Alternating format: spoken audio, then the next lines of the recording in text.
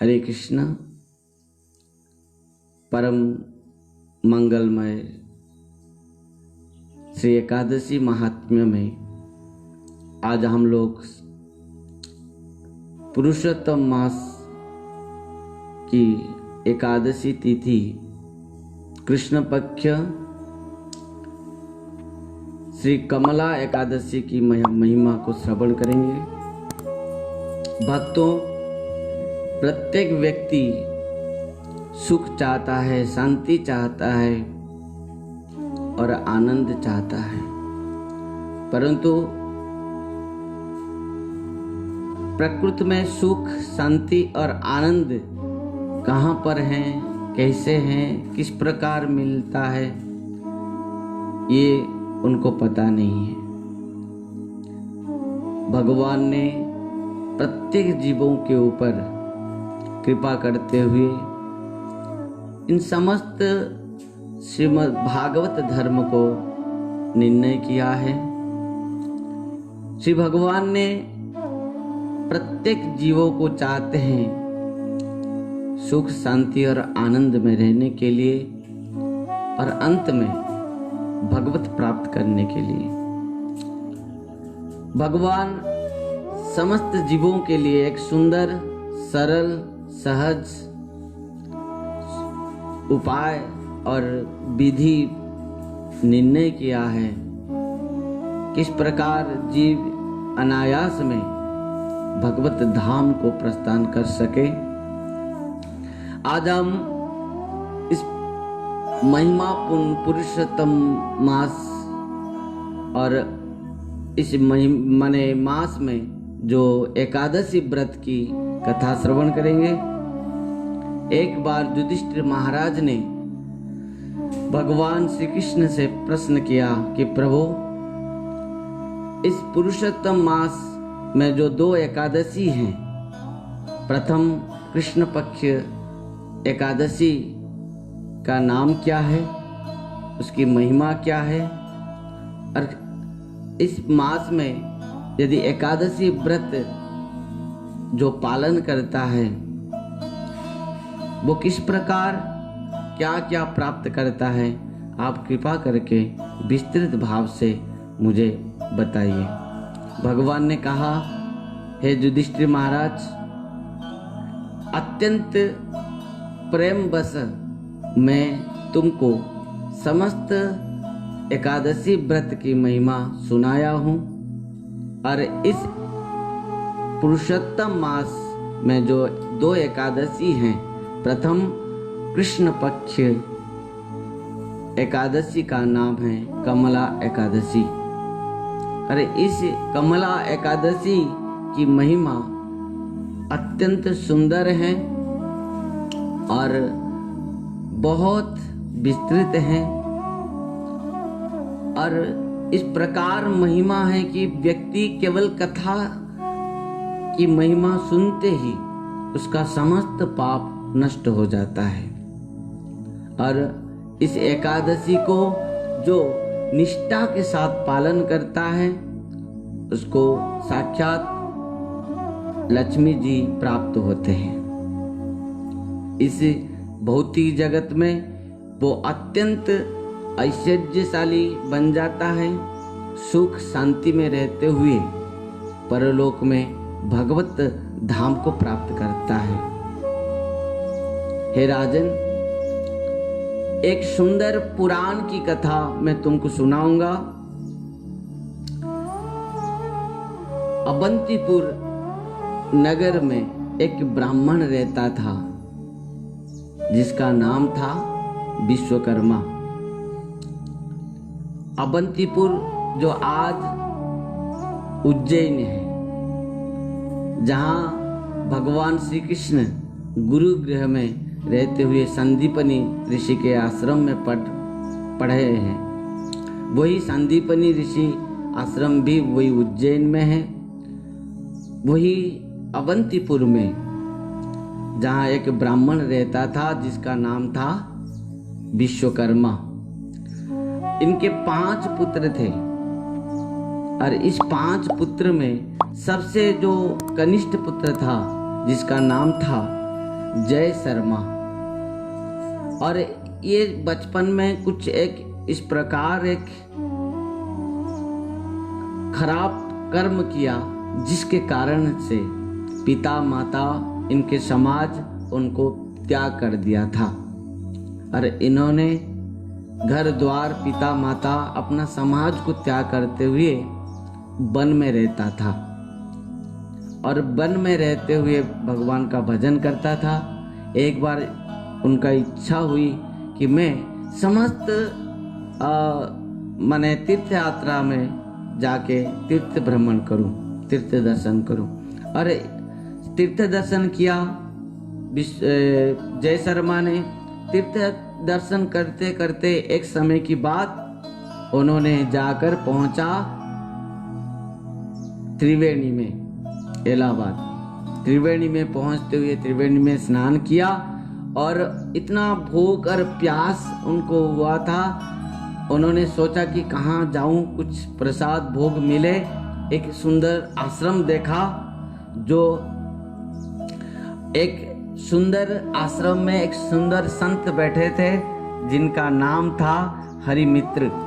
हरिमित्र नाम का मुनि थे और वो आश्रम में जाकर पहुंचा और संत के चरण में प्रणाम किया। तो संत ने कहा, देखो आज एकादशी तिथि है। और वो उस दिन ही एकादशी तिथि थी। वो एकादशी का नाम था कमला एकादशी। आज वही एकादशी की महिमा को संत ने, हरि मित्र ने उनको सुनाया। कहा, हे ब्राह्मण सुनो, इस एकादशी महिमा इतना है, केवल महिमा को सुनने से जीव का अनंत जन्म का समस्त पाप नष्ट हो जाता है।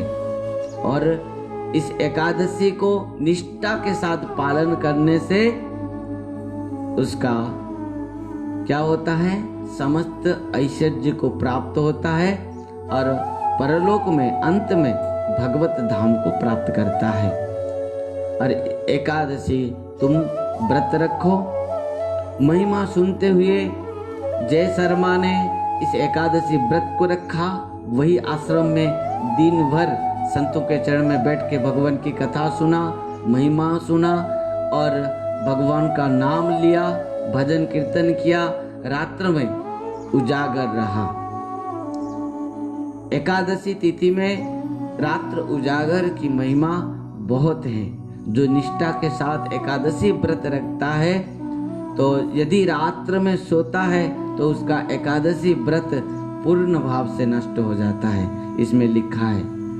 और जैसे ही जय शर्मा एकादशी व्रत रखा, निष्ठा के साथ रखा, निर्जला रखा, उनको पूरा एकादशी की महिमा को बताया, किस प्रकार दशमी के दिन में रात्र भोजन मना है और एकादशी के दिन प्रातः मंगला आरती दर्शन करते हुए दिन भर भगवान की कथा श्रवण कीर्तन मनन और नाम संकीर्तन आदि करते हुए भगवान के सामने जो हरि नाम संकीर्तन करेगा, जपा करेगा, उनकी महिमा को श्रवण करेगा, उसको अनंत फल मिलेगा।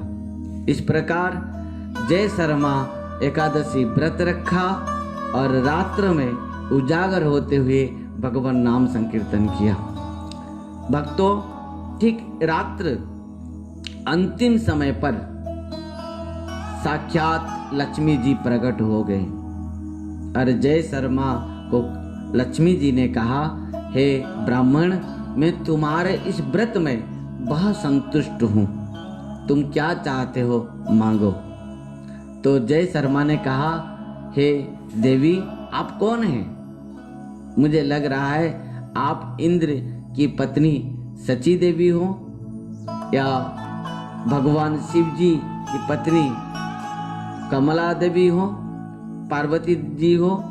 इस प्रकार मैं कुछ समय सोच रहा हूँ, आप भगवान की पत्नी कमला हो सकते हैं। इस प्रकार आप कौन हैं, आपका नाम क्या है? तो देवी ने कहा कि मैं साक्षात भगवान नारायण के प्रेरणा से मैं आई हूँ आपको वर देने के लिए, आप मांगो जो चाहते हो। तो जय शर्मा ने कहा, माते आपको बहुत बहुत प्रणाम, और आपसे एक मांग है मेरा। क्या है? यदि आप चाहते हैं मुझे कुछ वर देने के लिए, तो आप इस माने पुरुषोत्तम मास की महिमा और इस एकादशी की महिमा को आप सुनाइए, जिस महिमा को सुनते हुए समस्त जीव का कल्याण होगा और प्रत्येक व्यक्ति भगवत धाम को प्राप्त कर पाएंगे। तो साक्षात भगवती माँ लक्ष्मी जी ने इस महिमा को सुनाया, कहा कि इस एकादशी की महिमा अनंत है और एकादशी का नाम है कमला एकादशी अथवा पद्मा एकादशी, पद्मिनी एकादशी। कहा कि हे ब्राह्मण, इस एकादशी में जो निराहार रहते हुए, अनिद्रा रहते हुए और समस्त भोग विलास को त्याग करते हुए एकाग्रत चित्त से जो भगवान की महिमा, कथा, नाम आदि कीर्तन भजन श्रवण करेगा, उनको अनंत फल मिलेगा। और वो निष्ठा के साथ जब सत्संग में करते हुए रात्र उजागर भगवान के नाम संकीर्तन करते हुए इस एकादशी व्रत को पालन करेगा, उसका अनंत जन्म के जितने भी पाप हैं, जितना भी पापी क्यों न हो, उसका समस्त पाप एक व्रत से ही उसका समस्त पाप विनष्ट हो जाएगा, वो पाप से मुक्त हो जाएगा और समस्त ऐश्वर्य को वो प्राप्त करेगा। अंत में मृत्यु के बाद भगवत धाम को प्राप्त करेगा। इस प्रकार भगवती लक्ष्मी जी ने बहुत सुंदर कथा सुनाया वो ब्राह्मण को, और ब्राह्मण ने माता के चरण में प्रणाम किया। भगवान कृष्ण श्री युधिष्ठिर महाराज से कहा, हे राजन, इस प्रकार जैसे ही कमला देवी साक्षात प्रकट होते हुए अपना एकादशी की महिमा को इस प्रकार वर्णन किया और उसके बाद माने अंतर्ध्यान हो जाने के बाद वो ब्राह्मण समस्त वैष्णव भक्त संतों के चरण में प्रणाम करते हुए सबको भोजन कराया, सबको दान दक्षिणा प्रदान किया और उसके बाद समस्त संतों के उच्चिष्टों को प्राप्त करते हुए इस व्रत को उद्यापन किया और उसके बाद उसको समस्त संपत्ति, धन, ऐश्वर्य और अपना समस्त माता पिता बंधु स्वजन जो उनसे वो अलग हो गया था वो सब मिल गया उनको। और वो अंत के बाद जब प्राण त्याग किया तब वो भगवत धाम को प्राप्त किया। इस प्रकार भक्तों, यदि एकादशी व्रत हम रखते हैं, पालन करते हैं, तब क्या होता है कि उसकी महिमा इतना है, कितना भी बड़ा पापी क्यों न हो, ब्रह्महत्यारी क्यों न हो, माता पिता के भी हत्यारी क्यों न हो, कैसा भी पापी हो, उसका पाप नष्ट हो जाता है, वो भगवत धाम को प्राप्त करता है। और एकादशी व्रत जो नहीं रखता, एकादशी के दिन जो अनाज, अन्न आदि अनाज भक्षण करता, ब्रह्म वैवर्त पुराण और अन्यान्य समस्त पुराण में इस बात को कहा गया है, उसको क्या होगा, समस्त पाप उस दिन, जो जितना भी पाप हैं, ब्रह्महत्या से लेके गोहत्या तक जितने भी पाप हैं, उस दिन अनाज में रहता है और उस दिन जो अनाज ग्रहण करता है उसको केवल पाप भक्षण करता है। अंत में वो कुंभीपाक नरक में जाता है और महाकुंभीपाक नरक में वो अनंत काल तक बहुत कष्ट पाता है। अंतिम में वो क्या होता है, चांडाल कुल में जन्म लेता है और चांडाल कुल में जन्म होने के बाद 7 जन्म तक उसको गलित कुष्ठ होता है। इस प्रकार शास्त्र में लिखा गया है, कहा गया है। और उसके बाद यदि किसी संत गुरु वैष्णव के कृपा से एकादशी व्रत रखता है तब जाकर इन समस्त पापों से मुक्त होकर अंत में भगवत धाम को प्राप्त करता है।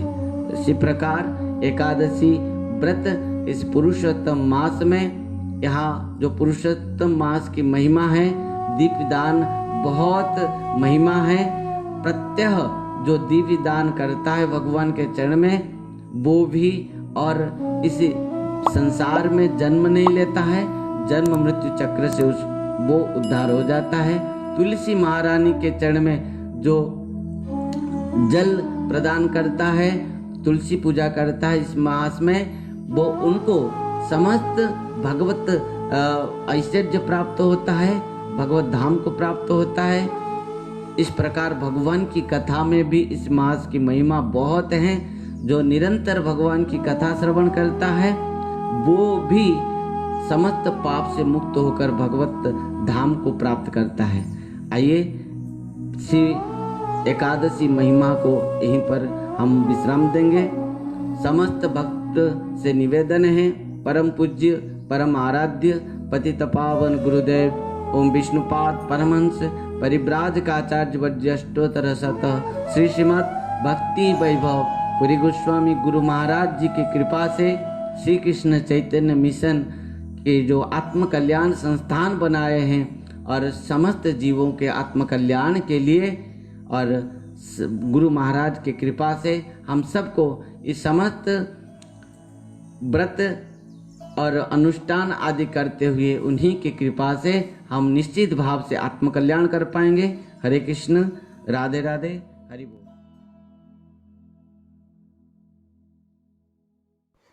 सब्सक्राइब कीजिए श्रील भक्ति संबंध भिक्षु महाराज यूट्यूब चैनल को और साथ ही साथ दबाइए इस बेल की आइकॉन को ताकि आपको मिल सके हमारे लेटेस्ट अपडेट सबसे पहले।